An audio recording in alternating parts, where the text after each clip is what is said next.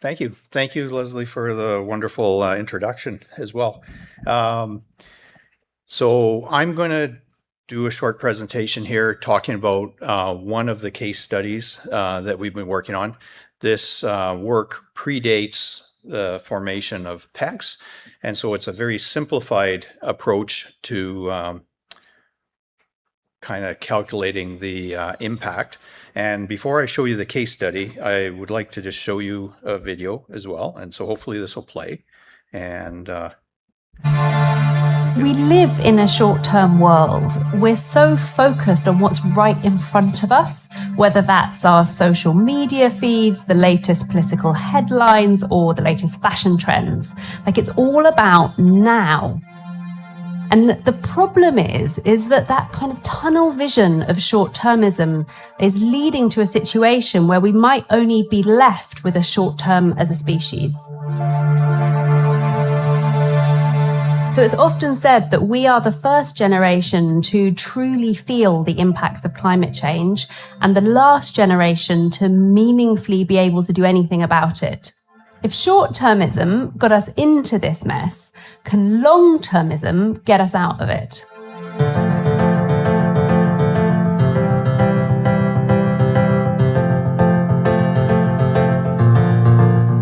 For us, anything that we're saying, we do it in mind that our 7 generations are sitting with us already.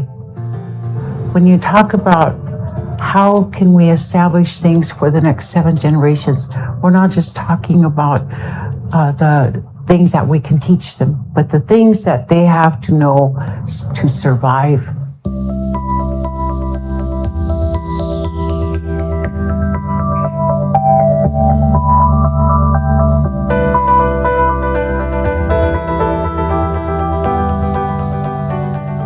All my artwork deals with time on very different levels. Some are quite experiential, like a mirror ball that has 10,000 eclipses beaming around the room. I've made clocks that tell the time on other planets. Humans are kind of evolved to think within our own lifespans. And so I think things like art can allow you to take a step outside of that, but not in a kind of science fiction way, more in a way that connects to Earth and connects to living organisms. Future Library came about in 2014. We planted 1,000 trees just on the outskirts of Oslo, and in a century's time they're going to be cut down, pulped and made into a book. Over the next century, 100 authors are invited year by year to write a new piece. Every year the author brings their text to the forest and people gather together, and we go on the same walk through the forest, and then they present their manuscript.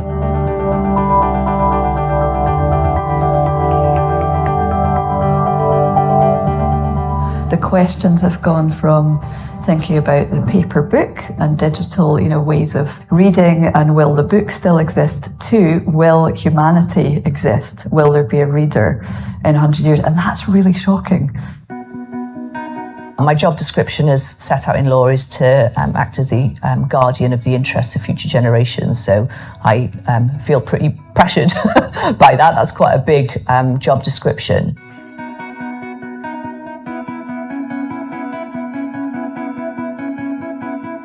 The Wellbeing of Future Generations Act was passed by our National Assembly in 2015. It requires all of our public bodies to demonstrate how they're taking decisions in a way which meets today's needs without compromising the ability of future generations to meet their own needs. I suppose one of the biggest test cases for the Act was around building a 13-mile stretch of motorway. It had been previously thought that this was a done deal. Not only is it potentially not the right thing to do for future generations, we would also be asking them to pay for it.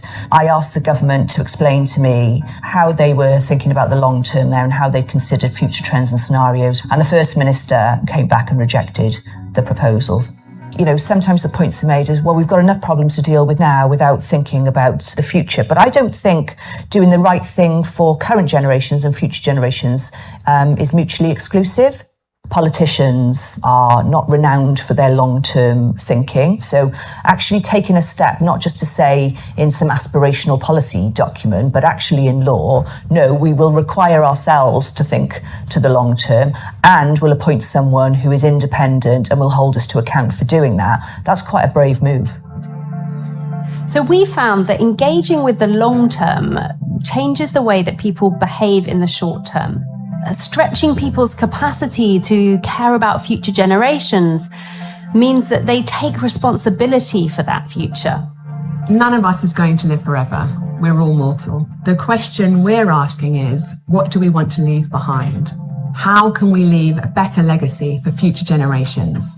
How might we be better ancestors?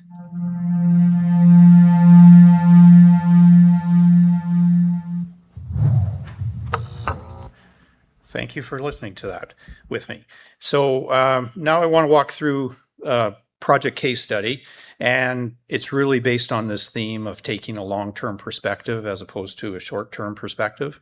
So the project that we're going to talk about briefly is a section of elevated expressway that goes right through the middle of downtown Toronto, Ontario, Canada. It was built in the late 1950s. It's been exposed to de-icing salt for a long time, and they've been doing maintenance type repairs on there for almost 3 decades. Okay. This video is from the city itself, and just will give you an idea of the structure and the condition of it. Since 1955, over 60 years, the Gardiner Expressway has been a major transportation artery in our city, a vital thoroughfare for commuters, businesses, and the traveling public. This highway has been an integral part of our transportation network, critical to supporting the growth of our economy and a multitude of industries operating globally. However, as the structure ages, the bond between the surface layer of concrete and its reinforcing steel breaks down. As a result, incidents of loose concrete falling from the structure have increased in recent years. And it's important to know that while the city is addressing this issue with proactive measures, such as removing the loose concrete and regular inspections, the expressway is structurally sound. Okay, I'm not going to show you the whole thing, but you get the idea. The owner has been doing maintenance type, patching type repairs for almost 3 decades, and they just continue to come back and do more and more patching, often the same areas over and over again. And that's because they're not really addressing the underlying problem and the underlying issue.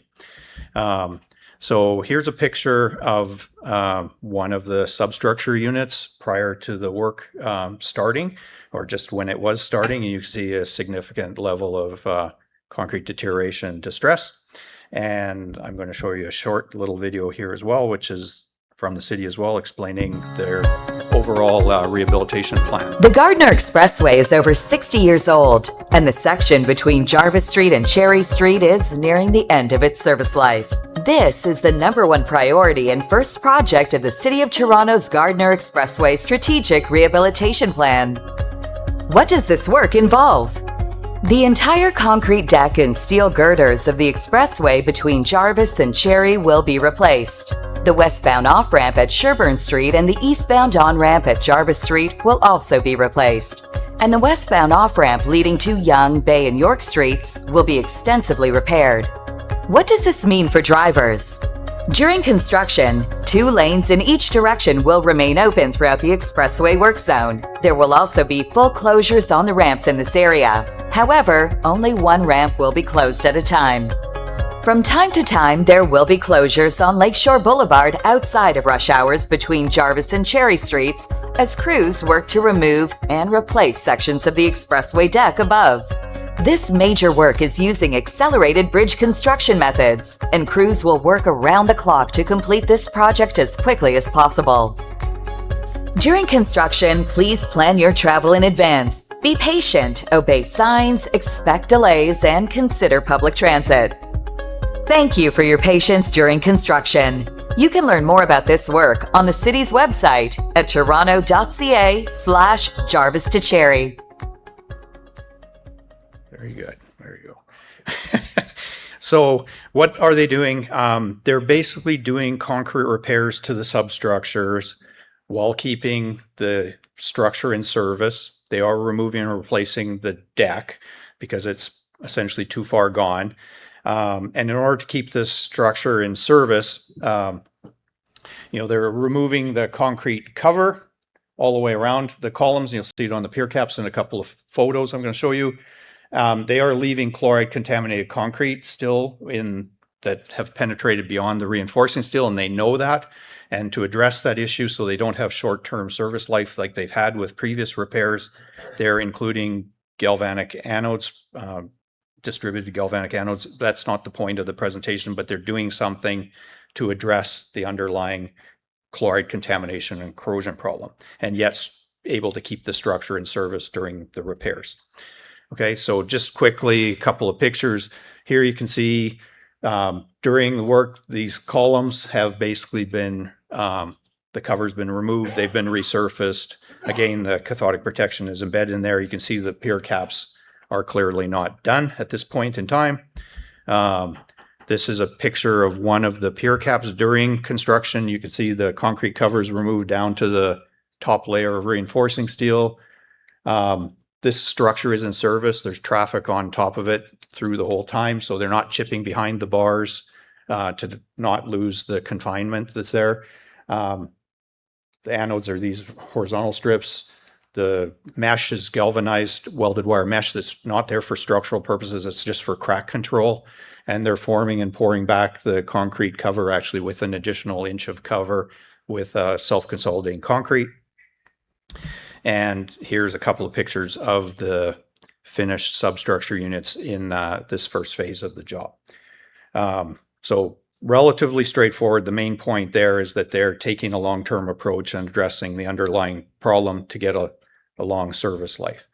And I just use this as a lead in to say, okay, yes, you can do all these things technically, which we do.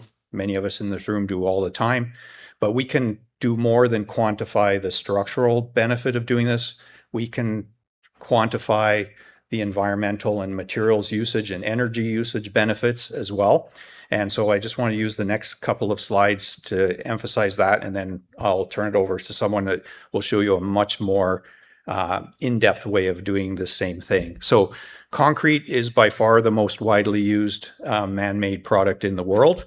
We make about 33 billion tons of concrete every year worldwide, almost 2 cubic meters of concrete, or a little over 2 cubic yards of concrete for every person that's alive in the world every year.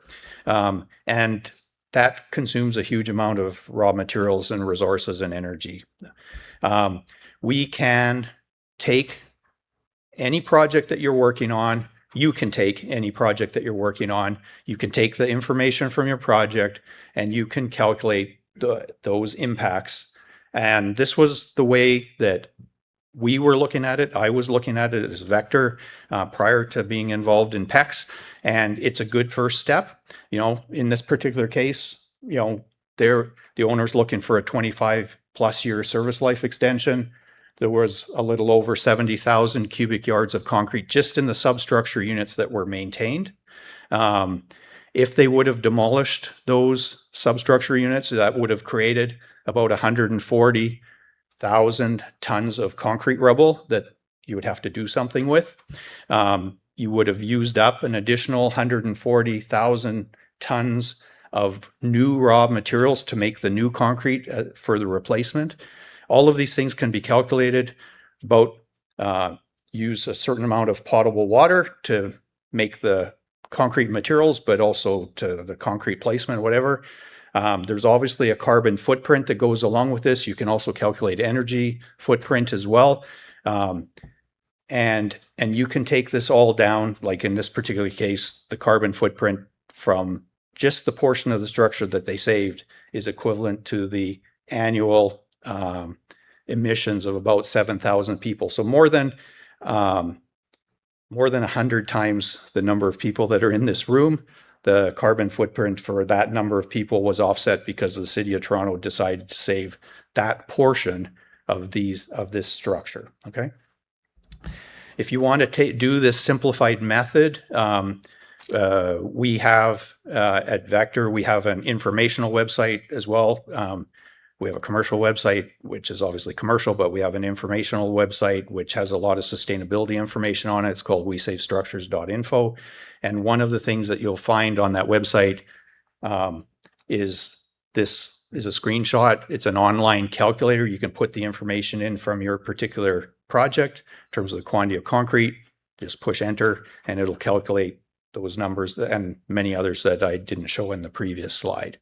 So that's all I'm going to say right now, and I'm going to turn the slide over to a project case study that we have funded through PECS to look at a more, I would say, more scientifically accurate way of taking a look at this, but we can take a very simplistic way, which I think is still getting us good information, and we can make it as complicated as we want. So thank you very much for your time.